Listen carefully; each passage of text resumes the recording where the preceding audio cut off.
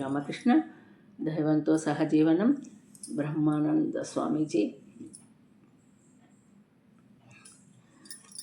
ఆ రోజు మధ్యాహ్నం రాకాల్ మా రామకృష్ణ గదిలో ఉన్నారు. మా అంటే మాస్టర్.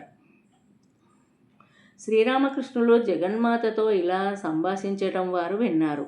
అమ్మా, అతడికి ఒక అణువు మాత్రమే ఎందుకిచ్చావు? కొంతసేపు ఆగి, అణువులే తల్లి, నాకు అర్థమైంది. నీ పని చేయటానికి ఆ కొద్ది మాత్రమే సరిపోతుందా? దానితోనే అతడు జనులకు బోధించగలడా? మా ఇదంతా విని గురుదేవులు తన ఆధ్యాత్మిక శక్తులు శిష్యుడికి ప్రసారం చేస్తున్నారని భావించాడు. ఈ సంఘటన ప్రస్తావిస్తూ కథామృతంలో మా ఇలా వ్రాశారు.